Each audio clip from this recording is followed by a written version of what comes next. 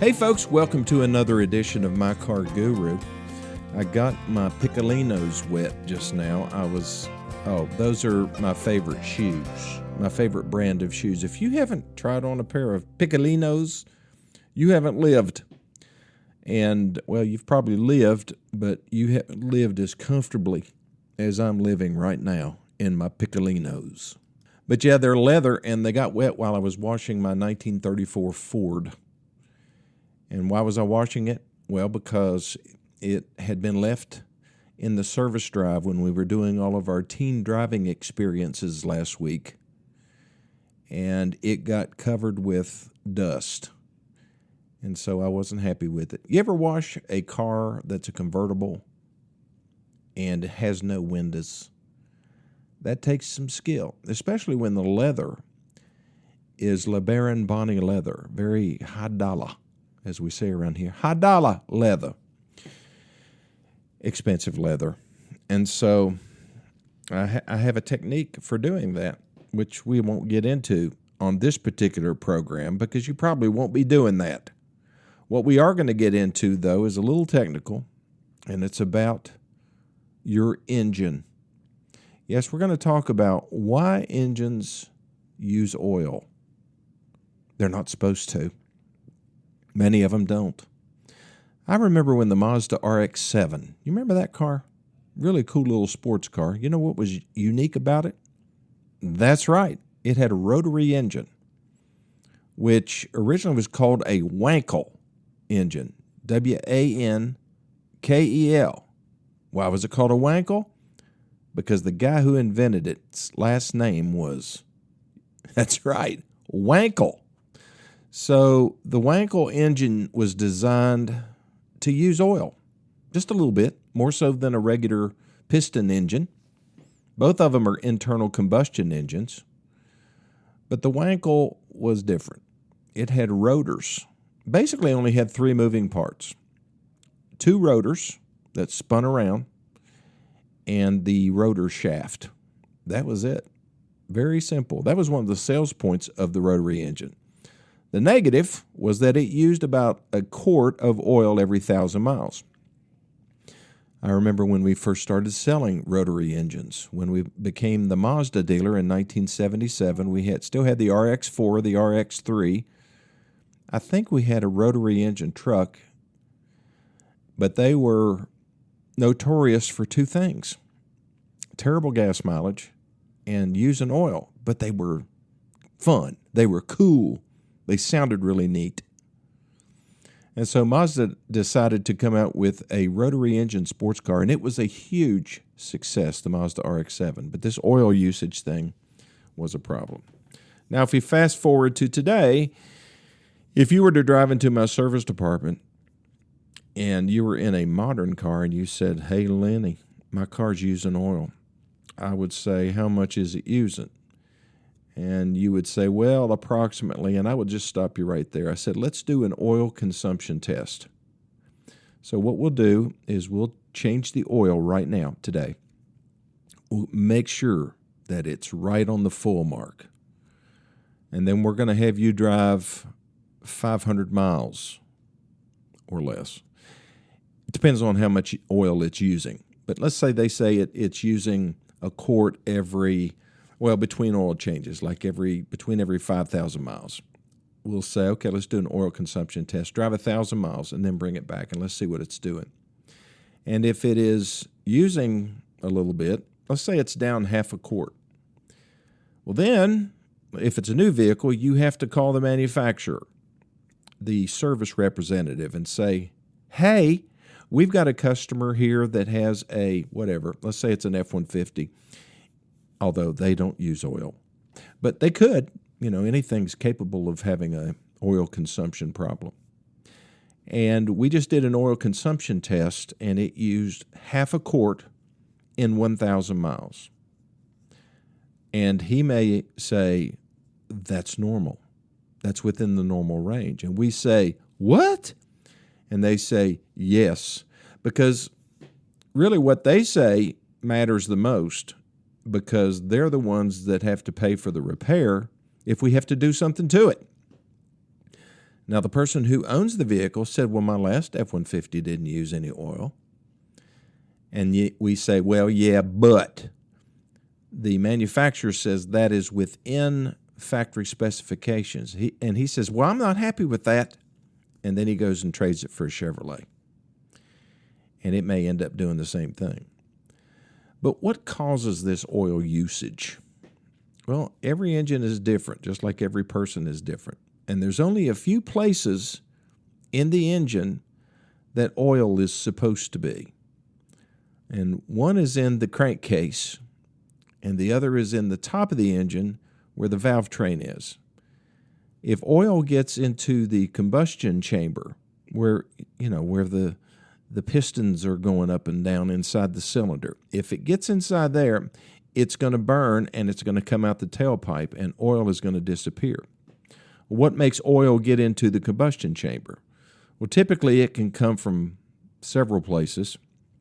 The most common, the valves are in the top of the engine. Okay, so the valves open and close, and what they do is they let fresh air into the combustion chamber. Then that valve closes. There's an explosion inside the cylinder of air and gas, and then when the piston goes back down and comes back up, the exhaust valve opens, and there goes all of that nasty stuff through the tailpipe, supposedly. So all those valves in the top of the engine have seals. Not that kind of seal, but a rubber seal.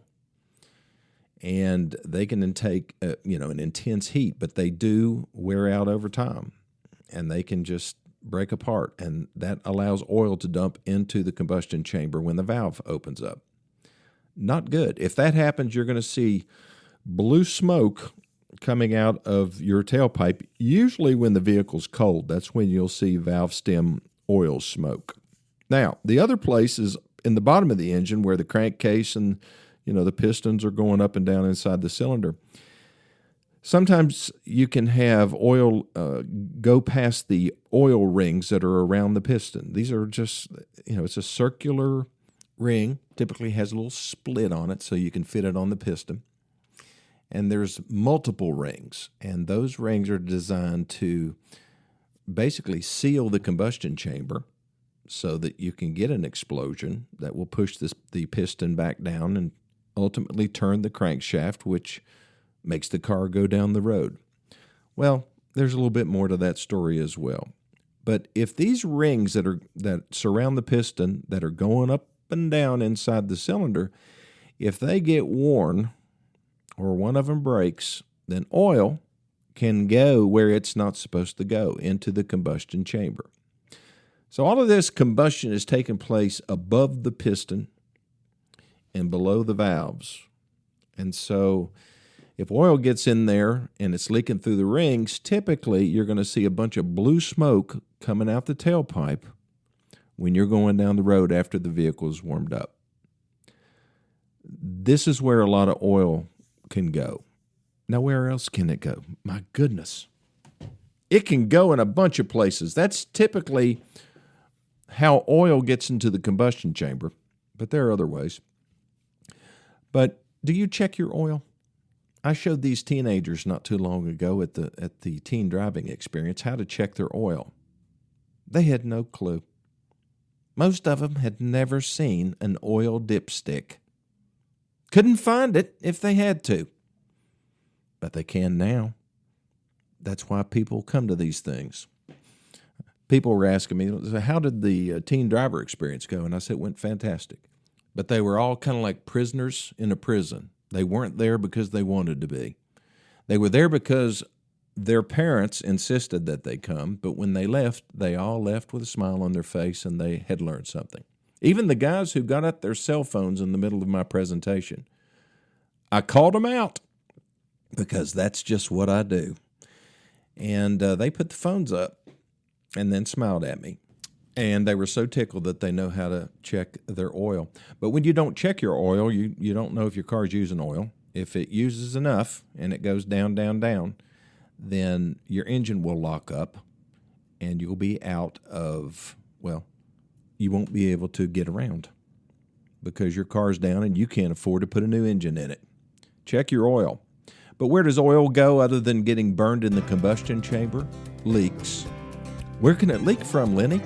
I'll tell you here in just a minute.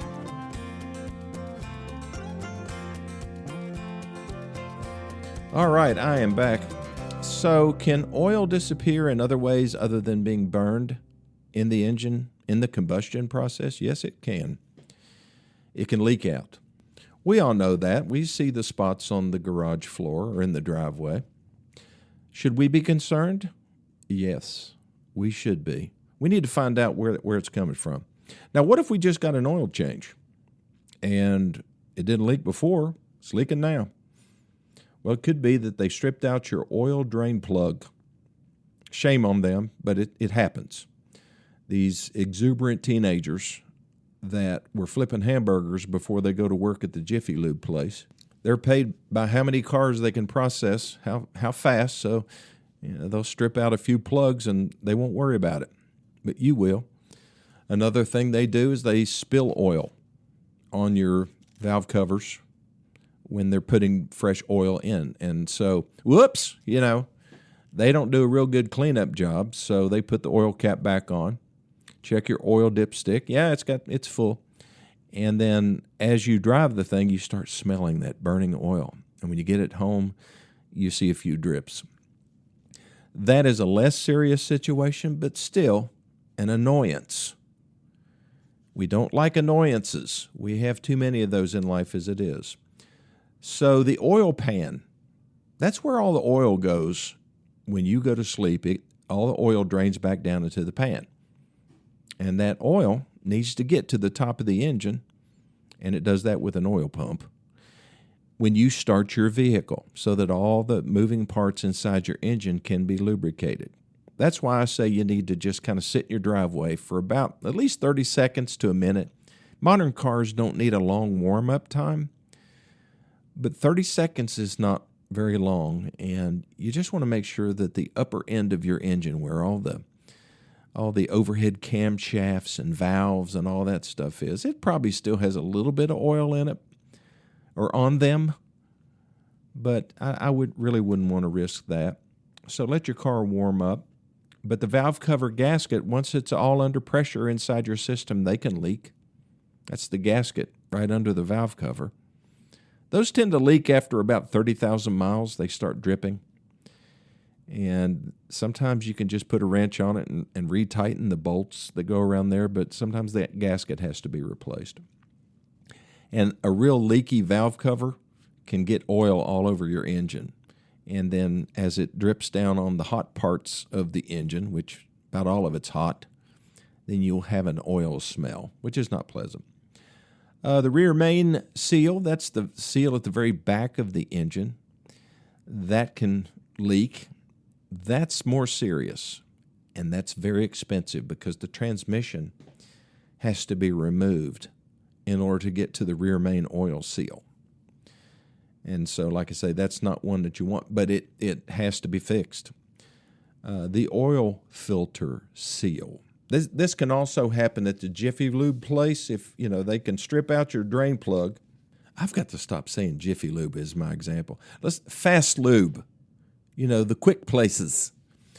So if they don't get your oil filter on there nice and snugly, then there's a little rubber gasket that has to be smashed. They can either over-tighten it or under-tighten it, and it will leak. And so most of these, like I say, this will manifest itself after you've had your oil changed. And it doesn't just happen at the fast lube places. It can happen at a car dealership as well. What other seals? A stripped drain plug, I already said that. Timing cover gasket, that's on the front of the engine. And it has oil behind it. And over time, it can leak. Crankshaft seal, head gaskets can blow. The head is considered where the valves are. So that's the upper part of the engine, and it connects to the lower part of the engine, which is called the engine block. So you have the head and you have the block. There's a gasket in between. Very important gasket. If you blow your head gasket, have you ever said that just as a kind of a saying about somebody getting mad? Boy, he blew his head gasket. That's where that phrase came from, because it's an important gasket. And when it blows, it can blow coolant, and it can blow out or it can blow in. That coolant can mix with oil. Not good. You don't want coolant in your oil system, and you don't want oil in your coolant system. You didn't know that, did you? Let's see what else. Oil cooler lines. Okay, what are oil coolers? Well, that's not in a lot of vehicles. You see that maybe in real high-end sports cars. Sometimes they want to make sure that the oil stays a certain temperature, so they'll take it out of the engine through a hose and put it in something that looks like a little miniature radiator, and then they'll send it back to the engine. It's all under pressure, so it's moving. And so sometimes those lines can leak. Sometimes an oil pressure sending unit, so that sends a signal basically to a gauge on your dash or to a warning light that says, hey, oil pressure has gone down too much. And those have seals around them as well. Even your dipstick tube has a seal around it. That can leak.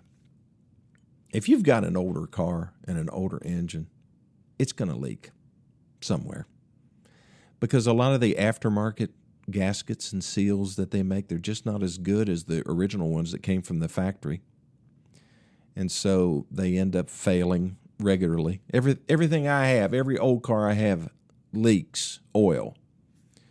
My wife has just gotten used to it. She accepts it. It's something you just have to accept. I wish she would accept the fact that sometimes I fail to empty the dishwasher or get the garbage can to the road. She will never accept either one of those. But she can tolerate a few oil leaks in my garage, or our garage. Oh yeah, there's one more thing that can cause oil leaks, and that's the PCV valve. And hold on for this one. I'll be right back.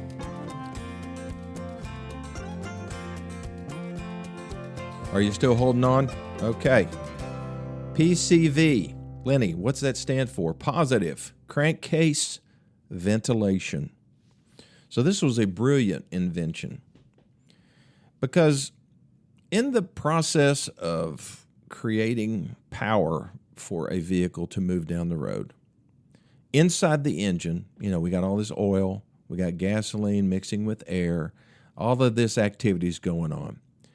There is some residual stuff that finds its way around the engine. It moves past the pistons. These are unburned gases, basically, and they will move past the pistons through the rings and get into the crankcase where they're not supposed to be.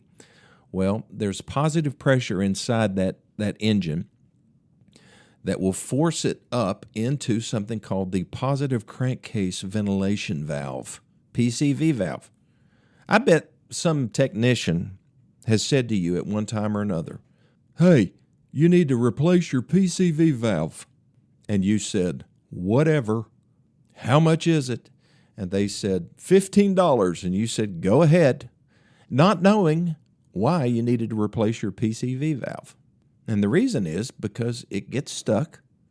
It gets clogged with all of these gases that have been moving through it, keeping your engine running, keeping your engine, making it last a lot longer. Because if there wasn't a PCV valve, then all of those gases would mix with your oil and destroy your engine. And a stuck or clogged PCV valve will cause your engine to use oil. Our bodies have similar systems that get the impurities out, like our kidneys and our liver. And so that's the analogy that I use for a PCV valve and an oil filter and an air filter, all these different things that keep our engine healthy. And all of it is your responsibility. It can make a car that would normally last 150,000 miles to last 1,000,000 miles. There was this guy that had a Volvo P1800 that he bought new. I think his name was Art something or other, but he lived up in New Jersey or up in the Northeast somewhere, and he drove that car for 1 million miles. I think he died. I think the car outlasted him, and the car is actually in a Volvo museum now. You know why it lasted? Original engine, original pistons, all the internal components were original. The only thing he had to replace was the clutch a bunch of times. But yeah, the engine lasted. Why? Because he changed his oil and managed his filters and took care of all the different things before they became a problem. That's the lesson we all need to learn. If we want stuff to last, if we don't care, we're going to trade every 3 or 4 years before it runs out of warranty anyway, then it really doesn't matter except to the next person. But for me, I like taking care of my stuff, and you should too. Well, I hope this little tutorial on engine and oil and PCV valves is just what you needed to hear today. But if you need to hear something else, call me, 423-552-2020, or send me an email to lennylawson2020@gmail.com. And I'll try to help you. Also, if you want a copy of the My Car Guru guidebook, just send me your email address, and I will send it to you, and it'll tell you everything you need to know about buying, selling, trading, servicing, how to handle body shop repairs.